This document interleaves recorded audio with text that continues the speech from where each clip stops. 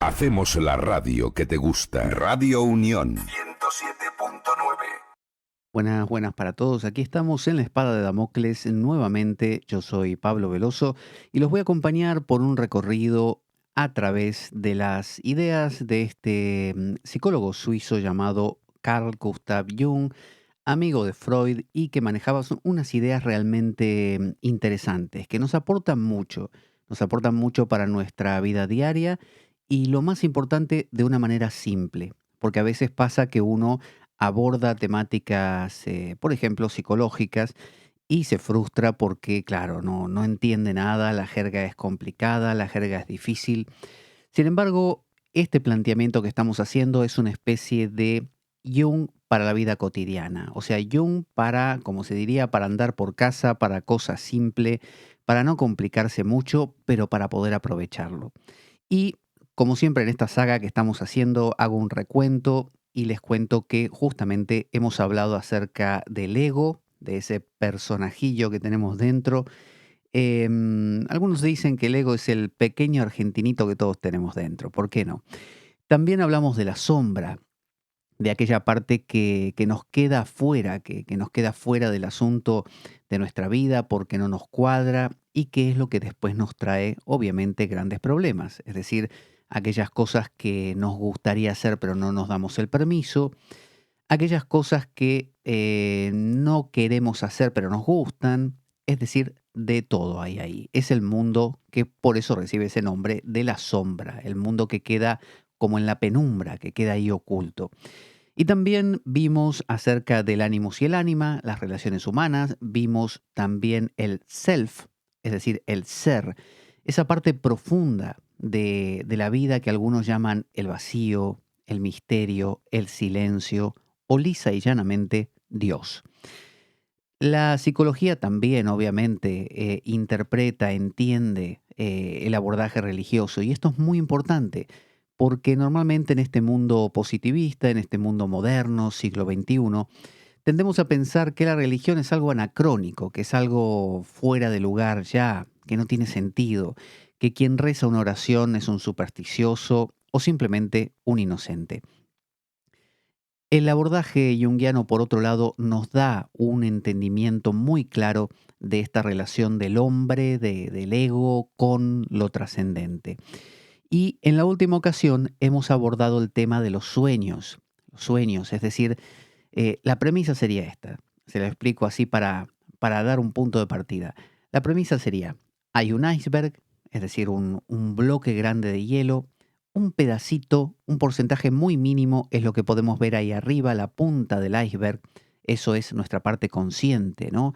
Si yo le pregunto a alguien cómo es, me va a decir, bueno, yo soy, bueno, primero que todo me llamo Roberto, me gusta a mí el helado de chocolate y me gusta ir a la playa más que a la montaña. Esa es la parte de arriba del iceberg. Pero ¿qué pasa con la parte de abajo del iceberg? Si nosotros le preguntásemos a la parte profunda de Roberto, ¿qué nos diría? Eh, a mí no me gusta ir a la playa, para nada. Y el helado de chocolate lo odio. A mí me gusta el helado de vainilla. Y me gusta ir a la montaña, me encantan las montañas. Bueno, esa es nuestra realidad.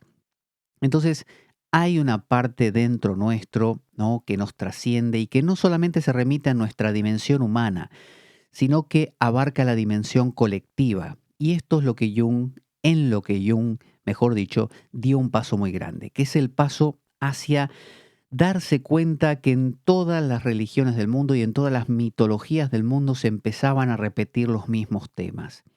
Y él dijo que estos temas, que también podemos entenderlos con el nombre de mitologemas, ¿no? Los mitologemas son como temáticas repetidas, ¿no? Todos nosotros nos pueden pasar cosas diferentes, pero en el fondo siempre son los mismos temas, que son los que vemos en las películas o en las telenovelas. Bueno, esos son los mitologemas humanos. Y eso toma forma de mitos. De repente Hércules, de repente Ganesha y sus episodios, lo que les ocurre, o el mito cristiano, Cristo, ¿no?, y sus devenires.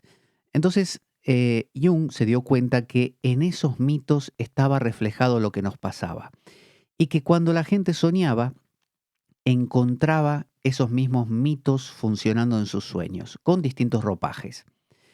Entonces dijo, genial, si yo me meto por el lado de los sueños, vamos a decirle al mismo Jung que nos dé su opinión. ¿Cómo es el tema este, Jung? A ver.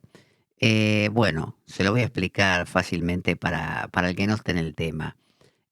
Cuando uno observa, con C, observa, la profundidad de la mente en los sueños, analiza sus sueños, lo que está haciendo sin querer es tomar contacto con esa profundidad que nos controla, básicamente, ¿no? Lo que algunos llamarían hoy de forma moderna los reptilianos. Yo los llamo arquetipos, pero también Platón los llamaba el mundo de las formas. Y la religión cristiana le llama los ángeles de repente. Ah, vale, ahí está el tema. Entonces, tal como nos decía acá el amigo Jung, cuando uno contacta esa dimensión más profunda de la psique, por ejemplo a través de los sueños, uno empieza a asimilar, a integrar, y eso es a lo que Jung llamaba individuación, volverse indiviso, indivisible. No, lo contrario sería estar separado en pedacitos, que es lo que nos pasa. Ya vimos que la punta del iceberg quiere una cosa, la parte sumergida otra, y la parte sumergida, le cuento, es mucho más grande. Por lo tanto, conviene que nos pongamos ahí a atender a esa parte profunda. Entonces, hoy nos vamos a meter con la imaginación activa. ¿Qué nombre ese, no? Imaginación activa. Suena a soñar despierto, ¿no es cierto? Suena a locura. Sin embargo, no. Es una técnica extraordinaria. Obviamente no se la inventó Jung, simplemente Jung la recopiló, la desarrolló, la planteó, pero es una técnica sumamente interesante. Entonces, primero que todo, trabajar con la imaginación activa tiene riesgos. Se lo anticipo, así que prepárese, ajústese los cinturones, acomódese en su sillón, porque tiene riesgos. ¿Cuáles son estos riesgos? Primero, abre una puerta a lo inconsciente que puede no cerrarse. ¿No le ha pasado alguna vez que ha descubierto algo que no sabía, ¿no? De un amigo, de su familia, un secreto familiar? Y una vez que se abre esa puerta, ya la cosa cambia. Cuando después uno ve a ese familiar, ya no puede fingir. Ahora lo sabe, lo sabe. Cuando usted supo que Papá Noel, y si tiene un niño cerca, apártelo, que Papá Noel no existía, bueno, nunca más pudo creer en Papá Noel. Podía fingir, pero no creer. Bueno, esto es igual. Cuando vemos lo que pasa en lo profundo, ya no podemos fingir que nosotros controlamos nuestra vida. Nos empezamos a dar cuenta que hay ahí abajo energías más profundas, que los medievales quizá le llamaban los espíritus, ¿no? Y los demonios inclusive, ¿no? Que en el fondo demonio, daimón, era lo que Sócrates decía que le hablaba y le aconsejaba, un daimón, ¿no? Entonces, estos daimones están siempre presentes y podemos acceder a ellos y no son malos en absoluto, sencillamente son neutros. Podemos acceder a ellos a través de la imaginación activa. Entonces, segundo punto peligroso, hay gente muy fantasiosa que puede quedarse colgada aquí. Si usted es de fantasear mucho, bueno, puede ser que entre en este mundo que vamos a plantear y le guste tanto que no quiera volver a la realidad. Esa puede ser también otra opción. Pero ve que no son tan graves, son dos cosas muy sencillas. Un poco como decían nuestras abuelas, que nos decían algo así. Querido, no dejes la mente en blanco porque entra el diablo. Si dejas la mente en blanco, el Satanás se te mete, ¿viste? Eso no deja de tener sentido, ¿eh? O sea, tiene sentido. Cuando usted deja la mente en blanco, cuando usted se abre, cosas nuevas se manifiestan. Y entonces usted se preguntará, Pero ¿para qué vamos a dejar que todo eso se manifieste? ¿No estamos bien así, acaso? ¿No sería complicar la vida? y bueno, sí y no. Cuando usted estudia algo, complica su vida porque aprende cosas nuevas. Si no las aprende, su vida es más simple, obviamente, pero carece de un montón de cosas y no puede solucionar muchos problemas. Bueno, nuestra vida habitualmente carece de muchas cosas y nos trae lo que se llama el gran problema de nuestro siglo XXI, que es la neurosis, ¿no? Esa tensión entre dos cosas dentro nuestro que no puede resolverse. Entonces, vamos a ir a buscar esas cosas que están ahí abajo profundas y digo abajo como una manera de representarlo, para poder integrarlas y que nuestra ansiedad y neurosis disminuya realmente. Así que se trata esta técnica de la imaginación activa de que de dialogar con partes inconscientes de uno mismo. O sea, vamos a dialogar, vamos a hablar, y dialogar quiere decir ida y vuelta, ¿eh? No es monologar. Diferenciemos bien. Monologar, hablo solo. Dialogar, hablo y escucho. Entonces, es como soñar despierto, pero consciente y reflexivamente. ¿Soñar despierto qué es? Bueno, que yo me quede colgado y mire para arriba y me quede con la mirada perdida, pensando, como se dice, en bueyes perdidos, ¿no? Y a los 10 minutos me dé cuenta que me colgué. ¿Qué pasa ahí? Eso se llama fantasía pasiva. Fanta significa aparecer, ¿no? Como fantasma, es lo que se aparece. Una fantasía es algo que se me aparece y que yo no hago nada. Yo simplemente me quedo como un testigo imparcial. Eh, Eso no genera diálogo. Cuando yo no dialogo, sino que solamente observo, el otro es como que me dijera, como si viniera un amigo a hablar conmigo y de repente ese amigo me dice, Pablo, te quiero contar una cosa. Mira, hoy me pasó con mi esposa un tema terrible. Y ese tema, bueno, te lo voy a contar desde el principio. Y me cuenta. Y cuando termina de contarme, yo no le digo nada. ¿Qué pasaría? Mi amigo me diría, Pablo, ¿estás ahí? Hace 2 horas que te estoy contando lo de mi esposa y ni jota me decís. ¿Pero qué pasa? ¿Sos mi amigo o no? Le molestaría, ¿no es cierto? Porque él está esperando una respuesta, está esperando que yo me involucre, está esperando que le ayude a resolver algo, que le aporte un granito de arena. Un granito quizá molesto, como el que se le agrega a una ostra y que luego forma una perla, pero que le sirva para resolver su tema. Si no lo hago, él se va a molestar porque va a decir, pero ¿qué es esto? Bueno, en la fantasía pasa lo mismo. En la fantasía, la parte sumergida de su iceberg aparece constantemente diciéndole a usted, acá estoy, hola, hola. Y puede ser una fantasía de cuando se vaya de vacaciones, puede ser la fantasía de, no sé, de estar con tal persona, puede ser la fantasía de morirse, de que, lo que sea, ¿no? O de tener el coche último modelo. Esa fantasía le está queriendo conversar, no hablar nada más, conversar. Y si yo me quedo en la fantasía pasiva, no escucho. Por lo tanto, no hay una integración, no lo traigo a mi vida eso. Y me va a seguir apareciendo. Entonces, la clave, decía Jung, es esta. Cuando usted practica la imaginación activa, disminuyen las fantasías que usted tiene. Fíjese, es como decir, desde que usted escucha a su amigo y le responde, deja a su amigo de contarle la misma historia, porque ya cumplió su función, ya obtuvo la respuesta. Y también deja de soñar con lo mismo a veces. Vio que hay sueños recurrentes, ¿no? Una pesadilla, un tema que se repite. Cuando usted hace la imaginación activa, ese tema es como que quedó resuelto y ya no necesita aparecer. Y usted, en el fondo, descansa. Entonces, se trata de entrar en la imaginación y dejar que las imágenes surjan. Entonces, en la imaginación activa la clave es no controlo nada. No se trata de que yo me imagine, no sé, a mi miedo y me ponga a controlarlo y le haga hablar como si fuera una marioneta. No. Se trata de convocar a mi miedo, llamarlo, pedirle que aparezca. Esto suena muy a espíritu, pero obviamente todo el trabajo del espiritismo, de invocar, es lo mismo pero con otra vestimenta.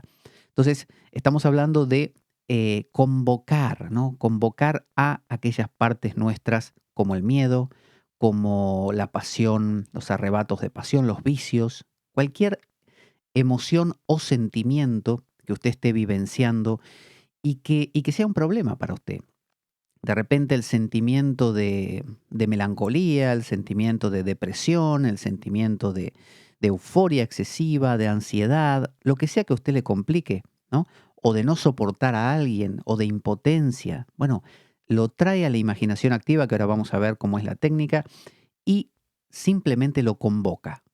Por favor, pide que aparezca esa presencia, ¿no? Esa entidad en el fondo, porque son entidades más allá de nuestro control. Son fuerzas como lo sería un tornado o como lo sería un tsunami. Son fuerzas instintivas o instintuales, ¿no? Son fuerzas de la vida.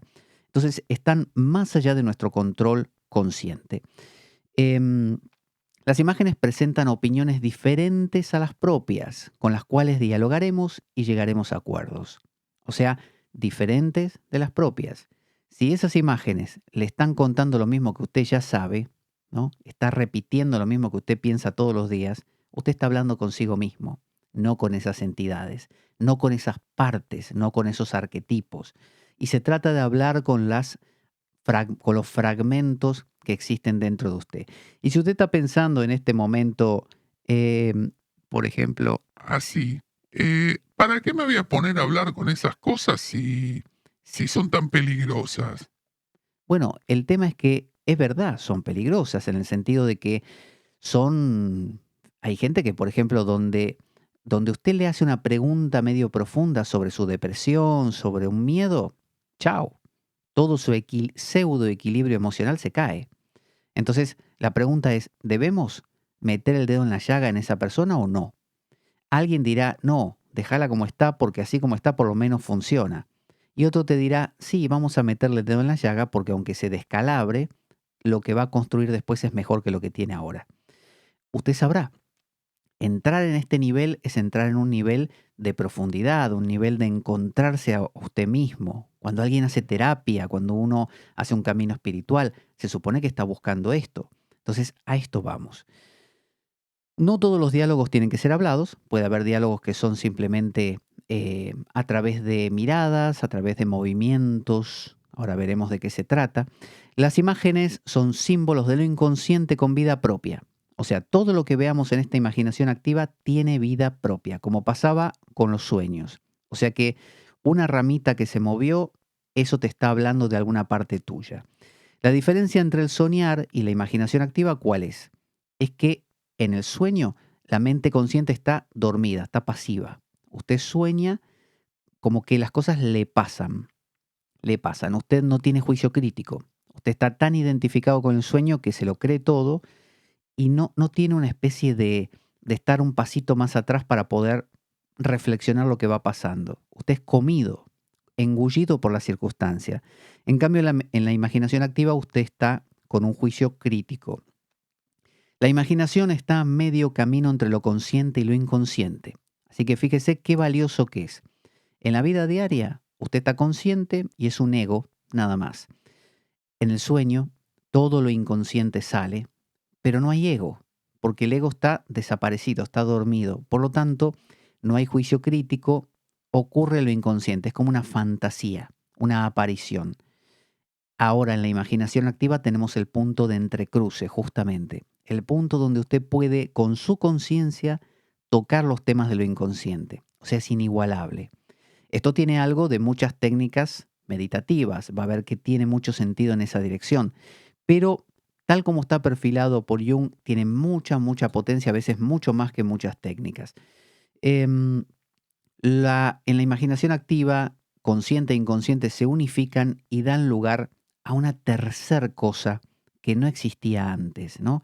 Que es la posibilidad, pero que a veces hay gente que no la tiene en toda su vida, de dialogar con los aspectos más profundos de su ser. Fíjese, ¿eh? Entonces, Jung, por ejemplo, recomendaba esta técnica a los que soñaban demasiado y no tenían tiempo para procesar estos sueños. En la imaginación activa, entonces, el ego va a ser participativo, o sea, va a estar participando, va a preguntar, va a discutir y va a aprender. Porque aquí la consigna es esta. Existe la parte de abajo del iceberg, existe la punta del iceberg. La parte de abajo del iceberg, o sea, estas entidades, entre comillas, necesitan de nosotros, necesitan del ego, porque el ego es el que va a poder mirarlas y darles una opinión y decirles, esto es así, esto es asá, me gusta, no me gusta, mejor no lo hagas así, podríamos hacerlo de tal otra manera. Es decir, dialogar significa construir entre los dos. Imagínese que esa profundidad de la que estamos hablando le llamamos Dios. Bueno, Dios tiene un plan para usted, pero es un plan al mismo nivel que un terremoto o que un tsunami. Es un plan macro, como la macroeconomía, que no le importa si fulanito se está muriendo de hambre en su casa, importa la macroeconomía del país. Entonces, ese fulanito tiene que levantar la mano y decirle al gran presidente, decirle, por ejemplo, el pequeño ahí, Oiga, se olvidaron de mí. Yo sí estoy sufriendo. La economía puede mejorar, pero yo necesito que tener también trabajo y pan para mi familia. eso hace que ese gran presidente, esa gran fuerza, recapacite y diga, por ejemplo, Ah, ahora que me lo decís me doy cuenta. Está bien, está bien. Vamos a hacer una cosa. El plan lo vamos a mantener, pero vamos a hacer unas pequeñas modificaciones para que tengas trabajo y pan para vos. Dale. entonces, ¿qué se logró ahí? Si el pequeñito no hubiera dicho esto, la macroeconomía se lo come, porque el plan está muy bien, pero no contempló a ese pequeñito. Si usted como ego deja que Dios haga su plan, pero usted no interacciona, o sea, no ora, no está la oración de intercesión, ahí está la famosa intercesión, el plan se va a cumplir, pero de una manera tan macro que implica que quizás se muera, no sé, su hijo recién nacido. Pero si usted intercede, eso no pasa, porque Dios necesita que usted interceda, o, ahora traducido en términos junguianos, lo inconsciente necesita de sus ojos, porque gracias a sus ojos corrige cosas, perfila cosas, reordena cosas. Esa es la razón por la que usted y yo existimos, por la que esta dimensión inconsciente crea una conciencia, que Jung lo compara como con un corcho flotando en el medio del océano. Ese corcho, uno se preguntaría, ¿para qué el océano va a crear un corcho? Bueno, ese corcho y todos los corchos que somos nosotros, cumplimos la función de informar. Informar significa dar forma. Informar a eso profundo de qué está haciendo, de cómo lo está haciendo y cómo lo podría mejorar. Entonces, la fantasía pasiva es soñar despierto. Eso no sirve, no sirve. Eso es simplemente un mecanismo automático que se le va a repetir infinitamente hasta que usted no dialogue con eso. Entonces, la fantasía pasiva es una pérdida de tiempo, esto de soñar despierto, y las imágenes se repiten sin poder resolverse. En la fantasía no hay progresión, no hay avance. O sea, no hay la siguiente vez que yo tenga esta fantasía, mejoré un poquito y la siguiente... No, quizá usted está 20 años fantaseando con comprarse una Ferrari. Es el mismo sueño, repetido y repetido y repetido, pero usted nunca interacciona, nunca habla con ese sueño, nunca le pregunta, ¿qué quieres de mí? ¿Qué podemos hacer? ¿De qué manera podríamos llevar esto adelante? ¿Para qué? No, usted simplemente lo tiene. La preocupación, por ejemplo, es fantasía pasiva, por lo que nunca se resuelve.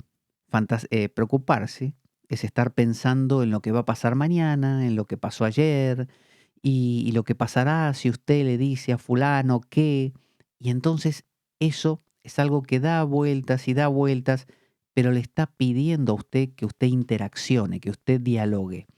Entonces, en la imaginación activa, el yo siempre debe estar e interaccionar.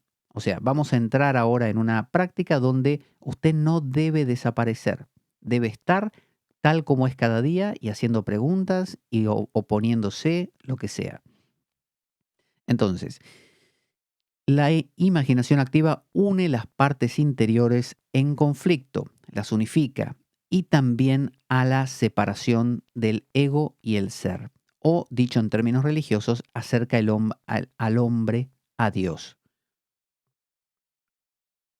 La imaginación activa disminuye la neurosis, ¿no?, que se genera por la separación del ego y el ser, es decir, por el ego, la separación del ego y Dios. Se puede comenzar buscando personificar la emoción que vivimos como síntoma. Ahí tenemos el comienzo y luego vamos a ver unos 4 pasos que lo resumen todo y son súper prácticos. Pero, ¿cómo podríamos comenzar? Bueno, tenemos que encontrar una emoción o sentimiento que esté detrás de un síntoma. ¿Qué síntoma puede ser? Por ejemplo, cada vez que no sé, paso frente a la casa de tal, siento una revoltura en el estómago terrible, ¿no? Porque me cae mal esa persona, me revuelve el estómago.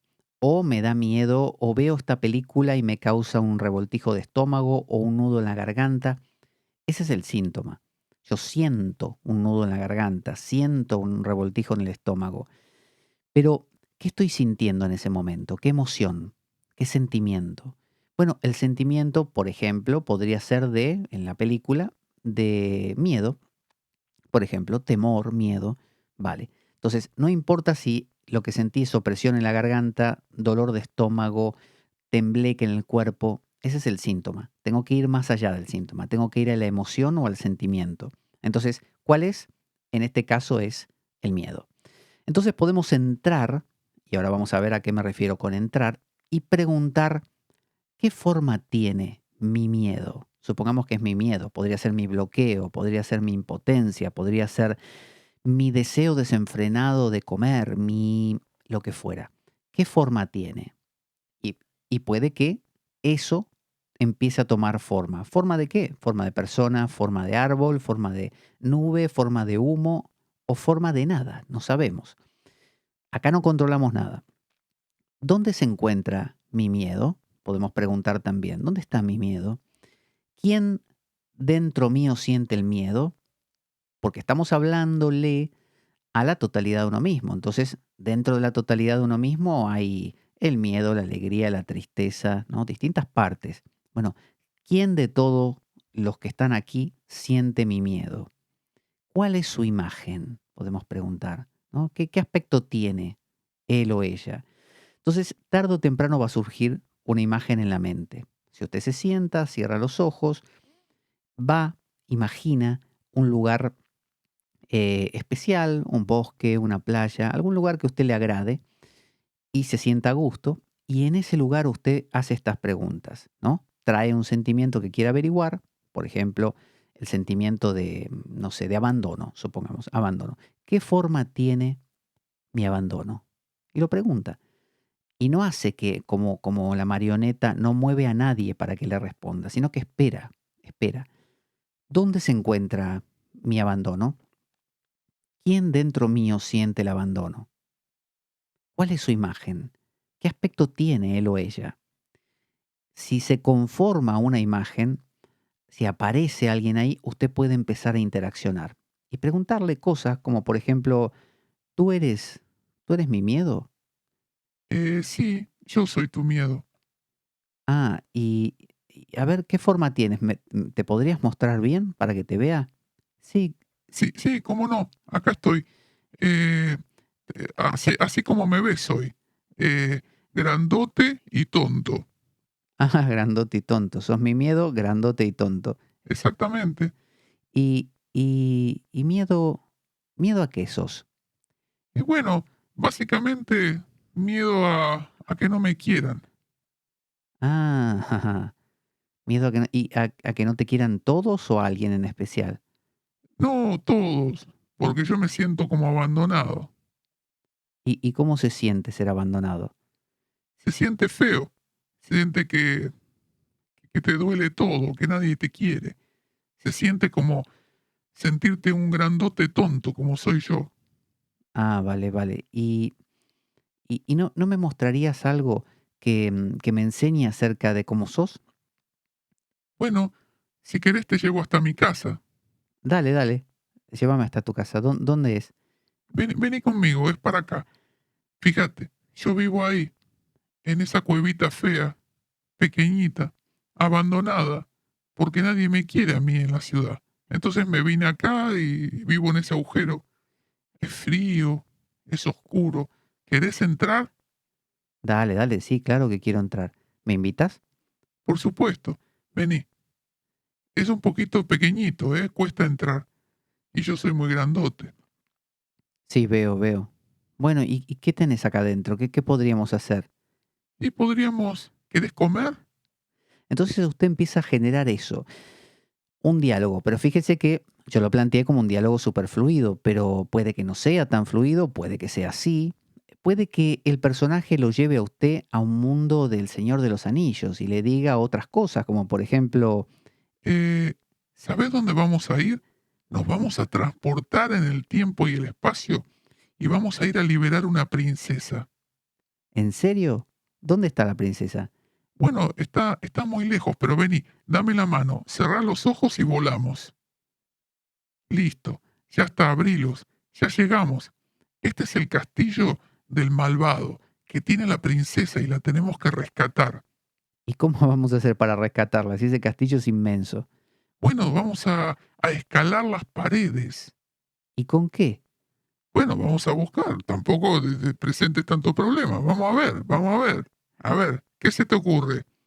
Y a mí no se me ocurre mucho. Ahí hay unos palos, unos árboles cortados. Podríamos ponerlos contra el paredón y subir.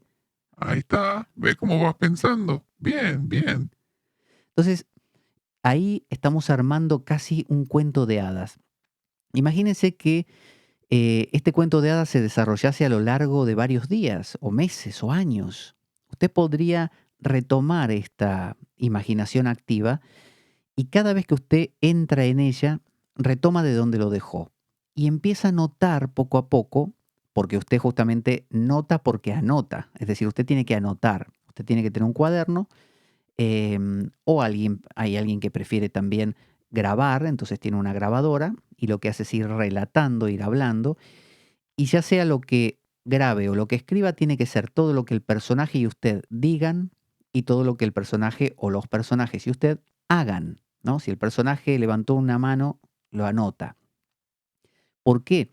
Porque si usted espera terminar, lo que va a notar son bosquejos generales, pero no va a notar detalles, y los detalles importan y mucho. Entonces usted va a ir escribiendo esto y la siguiente vez que entre en imaginación activa va a continuar la historia de donde la dejó y la siguiente vez va a volver desde donde la dejó y va a empezar a descubrir que la historia tiene un inicio, un nudo y un desenlace, como los cuentos. Entonces, el inicio va a ser todo este primer encuentro. Va a notar que hay un nudo cuando se da el tema crucial, por ejemplo, ahí rescatar a la princesa, ese puede ser el tema, pero ese tema puede venir, no sé, 5 semanas después de haber empezado. Quizá usted se tiró 5 semanas paseando por el jardín con ese ser y jugando a la pelota. Pero en la semana quinta lo lleva a conocer al malo que tiene a la princesa, ¿no? Y eso tiene todo, obviamente, un simbolismo. Rescatar a la princesa es rescatar a su alma. Entonces, ahí empieza a darse cuenta que su miedo está porque perdió a su alma y la tiene que rescatar. Entonces, ¿el desenlace cuándo se va a dar? Y bueno, se da cuando usted vence al malo y rescata a la princesa y, no sé, se casa con la princesa. Pero eso ¿en cuánto tiempo ocurre? Y puede ocurrir en la misma sesión, en 5 sesiones o en 80.000 sesiones. Puedes tirarse 45 años hasta que se resuelva el tema o no resolverse nunca. El tema está en que usted no solo lo va a hacer con el abandono o el miedo, sino que a la vez lo va a hacer con aquello y con lo de más allá. Y pueden pasar tantas cosas y cuando usted se acostumbra a esta dinámica pueden surgir tantas situaciones.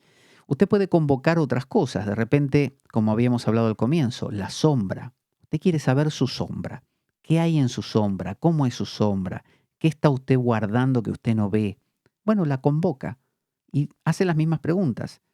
Aparece ahí y dice, por ejemplo, hola. Hola, ahí Estoy, ahí está, ahí. Hola, ¿qué tal? ¿Está acá mi sombra? Quisiera hablar con mi sombra. ¿Alguien de aquí es mi sombra? Por favor, ¿qué forma tiene mi sombra? ¿Podría mostrarse? Tengo mucha necesidad de hablar con ella. Es más, les voy a contar por qué. Me están pasando cosas que no controlo y no sé por qué me pasa. Me vienen pensamientos feos. Por favor, sombra, necesito que te aparezcas y que hables conmigo. Mira, yo te espero aquí. ¿Vendrías? Entonces, de nuevo, aparece la sombra o no aparece. Ahí vamos a ver luego unos recursos para eso. La sombra, podríamos hablar con nuestra inflación, que es un concepto que hemos tratado antes, con el ser, con el miedo, con cualquier emoción o sentimiento, ¿no es cierto? es una manera de dialogar, no de hacer hablar, de dialogar. Entonces, en la imaginación activa participa la conciencia, los sentimientos y la voluntad. Es decir, que usted cuenta sus sentimientos, me siento así, asá, me gustó lo que me dijiste, no me gustó lo que me hiciste. A su vez, su conciencia, en el sentido que usted se mantiene atento, no es un observador, sino que usted está consciente ahí y crítico, y su voluntad. Por ejemplo, este ser me podría haber dicho de ir al castillo ese y yo le podría haber dicho que no quería, que realmente me da miedo ir al castillo, o que no tengo ganas, que ahora no tengo ganas de algo así, que quiero otra cosa. Entonces, fíjese, ese es el tira y afloje, como Jacob que peleó con Dios. Es eso, con la parte profunda. Aún si manipulamos e inventamos todo, seguirá siendo un volcado de lo inconsciente. Porque claro, ¿qué pasaría si usted me dice, bueno, yo sentí que me lo inventé todo, que todo esto no fue que me habló, no me habló nada, me lo inventé todo yo? Supóngase eso que acabo de inventar yo, lo del castillo y todo eso, ¿no? Bueno, está hablando de mí. Si yo eso lo anoté, aunque lo hubiera inventado y aunque hubiera hecho hablar al personaje, está contando lo que me pasa. Sin quererlo estoy hablando de mí. Entonces cuando lo lea me voy a dar cuenta que si tengo que ir a rescatar a una princesa de un malo para liberarla, debe haber alguna parte mía, princesa, una parte dulce, una parte buena, una parte pura, que ha quedado perdida, atrapada por un malvado. Y cuando me encuentre con el malvado y siga escribiendo ese cuento, me daré cuenta cuál es mi malvado. Entonces, aun si es un volcado, si es un invento todo, una fantasía que me invento, tendrá valor. Entonces hay que anotar lo que decimos nosotros, lo que nos responde el personaje y lo que hagamos juntos. Todo. O sea, todo lo que pase. Y si justo ahí vino un pajarito, también hay que anotarlo. También podemos ver entonces a la imaginación activa como un viaje mítico. ¿Ven? Cuando el personaje decidió llevarme a ese castillo, esto se convierte en un viaje mítico. Podemos pensar que El Señor de los Anillos, La Guerra de las Galaxias y todas estas historias épicas nacen de la imaginación activa y aún los mitos de la humanidad, ¿no?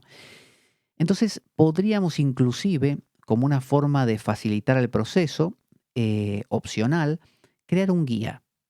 Podría yo, en lugar de aparecer y convocar a mi miedo, por ejemplo, ya presuponer que cuando entro a mi lugar de imaginación activa, no sé, un bosque, hay un guía esperándome siempre, siempre hay un guía. Y ese guía, ¿cómo es? No sé, como a mí me guste, puede ser, no sé, un monje. Y me encuentro con el monje y le pongo un nombre y que se llame, no sé, el monje se puede llamar Filemón, ¿no es cierto? Hola, hola. Acá estoy. No aparecía. Soy Filemón, el monje. ¿Estás preparado, Pablo, para este viaje? Por supuesto. Bueno, vamos a iniciarlo. Entonces, puedo inclusive definir una especie de guiño, de gesto. No sé, puedo llevar un báculo siempre en mi mano y cuando lo golpeo 2 veces contra el suelo, le estoy dando el permiso a ese monje para que hagamos el flip, el giro, el vuelco y salir del mundo cotidiano y entrar al mundo divino, al mundo mágico, al mundo de Narnia. Y puedo predeterminar que cuando yo dé 2 golpes, no importa que esté peleando contra el dragón, si yo hago 2 golpes con el báculo, regreso. ¿Por qué sirve esto? Porque me permite a mí controlar también el proceso. Supóngase que usted tiene 15 minutos en una sala de espera. Bueno, imagina que golpea 2 veces el cayado contra el suelo, entra en ese mundo mágico y de repente lo llaman porque es su turno y, no sé, del médico, y usted hace 2 golpes con ese báculo rápidos y usted sale de ese estado. Y sabe que cuando usted lo retome, dentro de 2 días, que haga de nuevo la imaginación activa, lo va a retomar justo desde ahí, desde el punto donde lo dejó. ¿Por qué? Porque el mundo de los arquetipos no tiene tiempo, no es como el nuestro, vive en un eterno kairos, mientras que nosotros vivimos en un cronos, en un tiempo cronológico. Entonces usted lo retoma desde donde justamente lo deja. Y puede hacer un viaje mítico como si fuera un cuento de hadas, realmente. Así que vamos a plantear los 4 pasos. Así queda bien claro cómo se hace la imaginación activa. Ya un poco lo perfilamos, cuadernito para anotar o grabadora para grabar, un lugar cómodo donde no lo molesten y a practicar. Entonces, primer paso, invitar al inconsciente, es convocar, ya dijimos, lo vamos a decir resumido y ahora los desarrollamos. Segundo paso, dialogar y tener experiencias. Tercer paso, añadir elementos éticos y valores, ahora lo veremos. Y el cuarto es la concreción mediante un ritual físico, como hicimos con los sueños. Estos 4 pasos los desarrolló Marie-Louise Bonfrance, una escritora junguiana muy, muy reconocida y seria. Entonces, registrarlo ya dijimos, puede ser escribir o grabar. Y el lugar tiene que ser un lugar cómodo, como si cuando usted medita, por ejemplo, que necesita que no lo molesten. Si usted está en un lugar para hacer esta práctica, que le pueden tocar el timbre o llamar por el teléfono, no se va a concentrar. Ahora, primer paso, la invitación. ¿Cómo se hace? Creamos ese ambiente, puede uno no crear nada, simplemente quedar en silencio, pero crear un ambiente normalmente facilita. Invitar a los personajes del inconsciente. Si no tenemos ningún propósito, simplemente podemos invitar a quien quiera venir. Como quien dice en el espiritismo, ¿hay alguien ahí? Esa famosa frase de ¿Hay alguien ahí? ¿Hay alguien que quiera descender y hablarnos? tipo la Ouija. Bueno, esto es algo así, pero estamos hablando quitándole todo ese ropaje mítico y bueno, lo estamos planteando de una forma más positivista, más científica. Entonces, invitar a los personajes del inconsciente, ¿no? Aparecer y decir, por ejemplo, ¿Alguien quiere hablar conmigo? ¿Algún aspecto de mi persona quiere aparecer? ¿Alguien que quiera charlar? ¿Contarme algo? Para mí es muy importante, ¿eh? Porque vine aquí para justamente hablar porque estoy mal y no sé qué me pasa. ¿Alguien me podría ayudar? es decir, hay que mostrar los sentimientos, porque justamente, ¿para qué los vamos a ocultar? ¿Cómo nos vamos a engañar a nosotros mismos? Entonces, aislamos a la mente del exterior y vemos quién aparece, como hizo nuestro amigo Dante en la Divina Comedia. Dante Alighieri escribió la Divina Comedia, donde él era el protagonista, y Virgilio, ese gran escritor romano, se convirtió en su guía. Bueno, tal como hablamos de tener un guía. Nos visualizamos en un lugar significativo y esperamos. La Divina Comedia, por ejemplo, es eso, es pura imaginación activa y no controlar. No pasa nada, no pasa nada. Ahora veremos qué podríamos hacer. Esperamos en alerta. Bonfrance le llamaba vaciando la mente ego. Y esperamos y dialogamos con lo que aparece. Le preguntamos, por ejemplo, eso, ¿quién eres? ¿Qué quieres? ¿Tienes algo que contarme? Por ejemplo. Entonces, ¿qué hacemos si no pasa nada? ¿No? Tema crucial. No pasa nada, no aparece nada, nada se mueve, no sé qué hacer. Bueno, primer paso, primera forma, utilizar fantasías. Ahí sí. Uso una fantasía como punto de partida, pero enseguida cedo el control y dialogo. Es decir, puedo iniciar, no sé, con algo que a mí se me ocurre. Por ejemplo, se me ocurre, no sé, ir en un barco por el medio del océano, navegando entre las olas y las ballenas. Bueno, lanzo esa historia a mi mente, me ambiento ahí, pero apenas la lancé ya la suelto, ¿no? No controlo nada y dejo que vayan pasando cosas. Es como echar la bola a rodar. También podríamos tomar un sueño. Por ejemplo, un sueño que soñé anoche o hace 3 noches. Bueno, de donde haya quedado, lo pongo ahí, creo todo el ambiente de ese sueño y lo dejo que el sueño, a partir de ahí, se complete con imaginación activa, que pasen cosas. Segunda forma, visitar lugares simbólicos, ¿no? Elegir un lugar imaginario para comenzar, eso lo dijimos también. También utilizar personificaciones. Pedir que se manifieste la personificación de algún sentimiento o sensación. Eso ya lo dijimos también. Y conversar con personajes de sueños. Si usted soñó antenoche con alguien o algo, un perro, que usted no sabe qué es ese perro, qué significa, bueno, lo trae a este lugar, a su imaginación activa. Lo puede hasta imaginar delante suyo.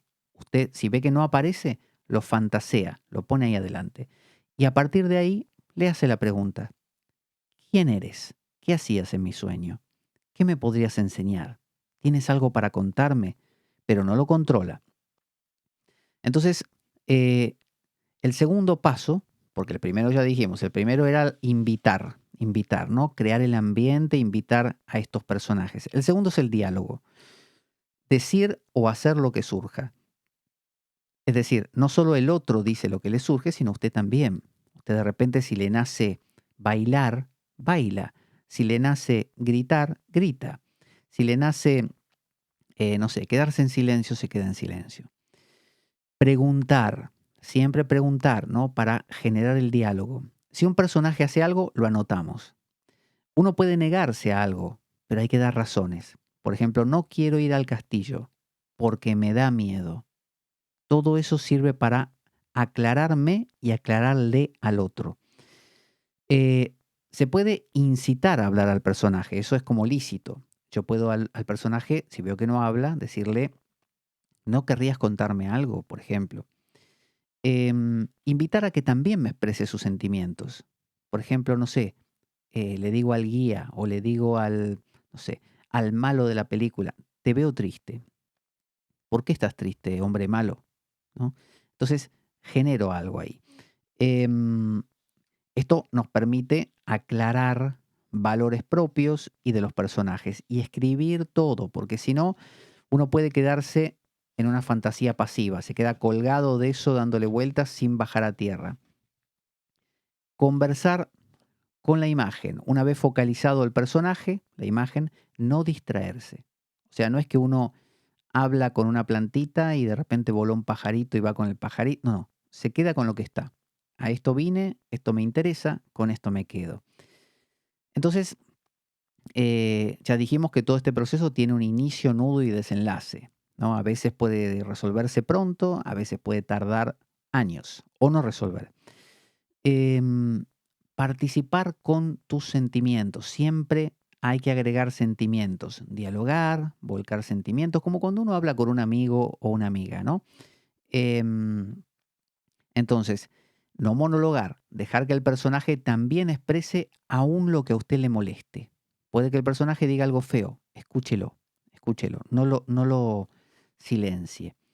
Aprenda a escuchar. El diálogo es solo, a veces es solo con acciones o miradas. A veces no es que tenga que contestar siempre. A veces usted puede quedarse callado y escuchar lo que le dice ese personaje. Entonces, también aprender a responder. El ego tiene el poder, el derecho y el deber de actuar, ¿no? De luchar contra lo inconsciente. Es su deber. Usted debe escuchar lo que le digan y si no le gusta, es su deber decir no me gusta. Y evitar la manipulación. La manipulación es, por ejemplo, si usted empieza a notar que el personaje dice lo que usted ya sabía que iba a decir mal. Quiere decir que usted está manipulando, es una fantasía. No, una visualización, mejor dicho. Entonces la imaginación activa no es programar. No es como cuando uno dice voy a entrar en lo inconsciente, voy a sembrar la semillita del éxito. No es esto. Esto no es ese fin. Lo que estamos haciendo aquí es otra cosa. Es escuchar, aprender, integrar. El inconsciente es tan sabio como el ego. Es decir, no es que estos personajes lo saben todo y nosotros no. Los dos somos importantes, los dos sabemos cosas, los dos podemos aportarnos cosas mutuamente. Entonces, los valores. Este es el tercer paso, los valores. Definir valores significa que usted está ahí. ¿Cuáles son sus valores? Por ejemplo, creo en esto, no creo en lo otro, nunca pasaría de esta frontera, me gusta esto, aquello sé que no me gusta, no lo haría. Esos son sus límites. Gracias a esos límites usted existe. Si usted se va de esos límites, usted se convierte en algo tan permeable que cualquiera se lo come. Hay parejas donde uno se ha comido al otro. Hay amigos donde uno se ha comido al otro. Entonces, para que haya diálogo, los dos tienen que existir. Entonces, hay que agregar un elemento ético, una virtud, un arete. Y eso impide que usted se deshumanice. ¿Cómo es esto? bueno, definir bien qué quiere usted y qué no quiere y ser valiente y decir, no me gusta, no quiero de esa manera. Por más que el personaje le diga a usted, no sé, ¿sabes qué te voy a proponer? Te voy a proponer que dejes el trabajo y que te vayas a vivir al monte libre como los pájaros. Bueno, ahí ese personaje le está hablando de una necesidad de libertad, pero hay que pactarla, porque esa necesidad de libertad está bien, genial, viene a su vida, el personaje le está diciendo, esto está en tu vida, tenés que vivirlo. Si usted no lo vive, va a generar una neurosis, porque va a tener, por un lado, su obligación de trabajar y por otro, necesidad de libertad, pero puede pactarse, puede encontrarse un punto medio donde usted le diga al personaje, por ejemplo, eh, Ahí, ¿sabes qué pasa? Me gustó la idea de la libertad. Pero lo de dejar el trabajo, viste, irme a la montaña, yo tengo hipoteca, tengo hijos, viste, esposa. Y si hacemos una cosa, mira, empiezo a trabajar menos horas, me tomo unos descansitos, juego la Play, me miro unas películas, me voy un poco más de vacaciones, medito. ¿Qué te parece? bueno, me parece un poco más coherente, está bien. Podemos pactar por ese lado entonces. ¿Quedamos así? Sí, sí, perfecto, así me gustó, genial. Dale, hacelo de esa manera y los dos contentos. Hecho, Ahí tiene un pacto, ¿se da cuenta? Eso es otra cosa. Fíjese que ahí dialogaban los personajes. Entonces, debemos apuntalar esos valores humanos, no hay que perderlos, porque si usted se deshumaniza y se entrega a estas fuerzas, bueno, usted puede hacer eso, dejar su trabajo, irse a la montaña y convertirse casi como en una especie de no humano.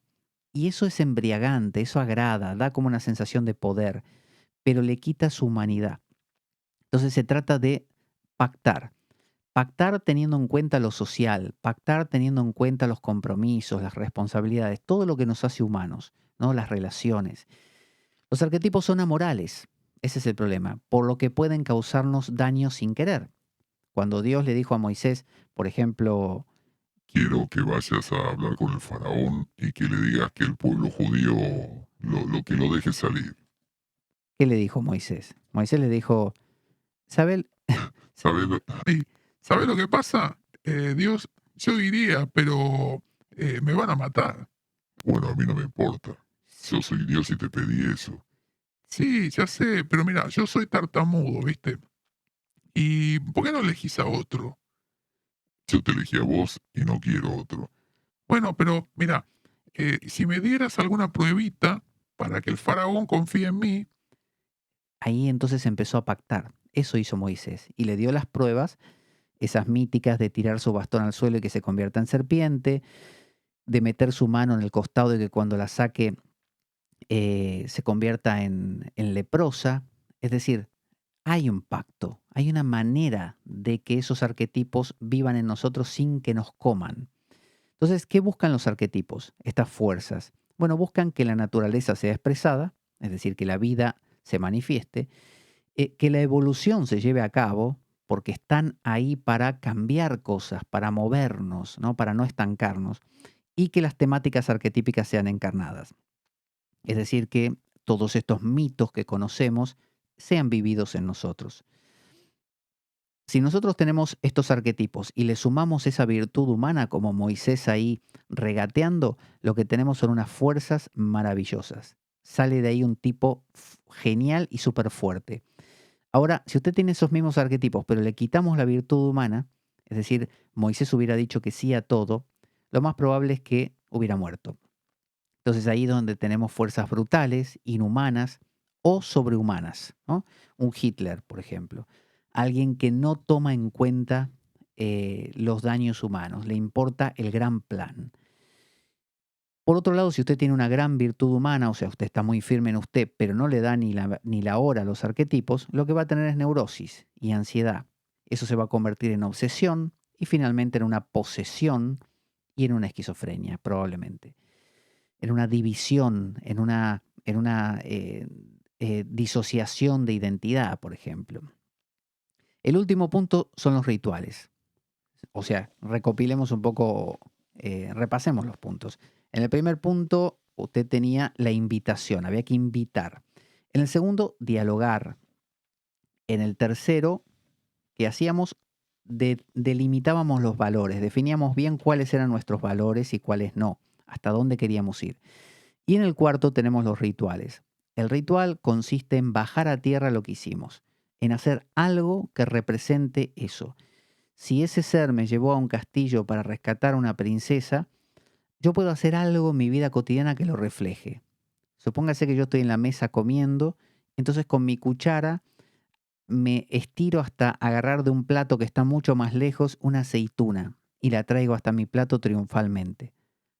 He rescatado a la princesa. Usted dirá, qué tontería. Bueno, si yo en ese momento, aunque nadie se está enterando, yo hago eso porque en mi imaginación activa lo viví, estoy haciendo con mi propio cuerpo algo que representa lo que hice en ese mundo mítico. Y así con cualquier cosa. Usted, no sé, habló con un arquetipo que tenía forma de nube o forma de pajarito. Bueno, usted puede hacer algo tan simple como ir al parque y mirar las nubes o los pajaritos, o bien en su casa, no sé, desplegar los brazos y volar o hacer que vuela caminando alrededor de una habitación 2, 3 vueltas, ¿no? Usted se conecta con los pajaritos, encarnó al pajarito. Obviamente hágalo solo porque van a pensar que está loco. Pero quiero decir, son conductas simples, bajar a tierra aquello que hemos vivenciado en este plano, en el plano de la imaginación activa. Y lo que es muy importante es que usted no exteriorice, así se llama. Exteriorizar significa que usted llama a su miedo y de repente le pone la cara de, o se lo imagina con la cara de, no sé, de su jefe. No. Y si apareciese con la cara de su jefe, usted tendría que preguntarle, oye, que te veo muy parecido a mi jefe, me haces acordar mucho. ¿Por qué será que eres tan parecido? ¿Hay alguna razón, hay alguna enseñanza detrás de eso? Entonces, gracias a eso, uno puede enseguida separar lo que a uno le está pasando, el miedo, por ejemplo, del jefe. De lo contrario, cuando uno dialogue con ese miedo, quizá hasta se enfade y se pelee, porque uno tiene que expresar todo lo que sienta, y si se acostumbra a insultar a ese miedo, va a quedar tan enfervorizado que cuando vaya a su trabajo al día siguiente, lo va a querer matar al jefe. Y el jefe no tiene nada que ver. Entonces, se trata de aislar el sentimiento y trabajar en ese mundo el sentimiento. Ni metemos a la esposa, ni al hijo, ni al padre, ni a la madre, ni al jefe, ni al rockstar que nos agrada. A nadie metemos ahí. Todo tiene que ser como neutro. Y si llega a tener un tinte porque lo tiene de casualidad, preguntamos, ¿por qué? ¿Por qué pasa esto? Así que bueno, ahí tenemos la imaginación activa. En un resumen, obviamente, bastante rápido. Es una técnica sumamente efectiva, conviene practicarla, no sé, una vez al día, 2 veces al día, diariamente, o cuando uno pueda, si no, cuando se va a dormir, que no es tan conveniente porque uno se duerme quizá rápido, en el caso que se duerma rápido y no lo va a hacer mucho tiempo, pero conviene, y no lo va a anotar, conviene practicarlo seguido para ir trabajando esta práctica. Es una práctica que la han usado los alquimistas, por ejemplo, y que la han usado muchas tradiciones a lo largo de la historia. En la India le llaman dhyana, ¿no? Que es una forma de meditación imaginando. Y la idea es interactuar. En la India, por ejemplo, se trabaja mucho con la figura de Krishna. Así que bueno, se lo dejo ahí. Es una técnica súper, súper entretenida y que te descomprime un montón de todas esas fantasías y cosas que nos dan vuelta por la cabeza una y otra vez.